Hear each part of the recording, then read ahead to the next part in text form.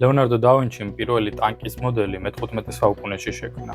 კუს ბაკნის მსგავსი ეს გიგანტური ჯავშან მანქანა 360 გრადუსით ისროდა და ბრძოლის ველზე ნამდვილი გამანადგურებელი უნდა ყოფილიყო. ტექნოლოგია უბრალოდ საინჟინრო საოცრება იყო.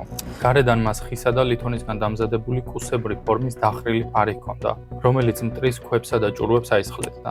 მაგრამ ყველაზე საინტერესო რამ შიგნით ხდებოდა. ტექნოლოგიას შიგნიდან რამდენიმე ძლიერი მამაკაცი ამუშავებდა. ისინი სპეციალურ სახელურებს ატრიალებდნენ, რომლებიც კბილანური გადაცემით უერთდებოდა ცენტრალურ მექანიზმს და მოწყობილობა მოძრაობაში მოჰყავდა. წრიულ პერიმეტრზე 360 გრადუსით, ათეულობით მცირე მოცულობის ქვემეხი იყო დამონტაჟებული. ეკიპას შეეძლო ნებისმიერი მიმართულებით უწყვეტი ცეცხლი გაეხსნა, სანამ ტანკი მტრის რიგებს არღვევდა. სტრუქტურის ცენტრში კი მცირე კოშკურა იდგა, საიდანაც მეთაური ბრძოლის ველს აკონტროლებდა და მიმართულებას იძლეოდა. წარმოგიდგენიათ ეს ხის მონსტრი მე-15 საუკუნის ბრძოლის ველზე? ლეონარდო და ვინჩი უბრალოდ ფენომენალური მოვლენა იყო, რომელმაც დროს საუკუნეებით გაასწრო. შენ რას ფიქრობ? დაწერე კომენტარებში.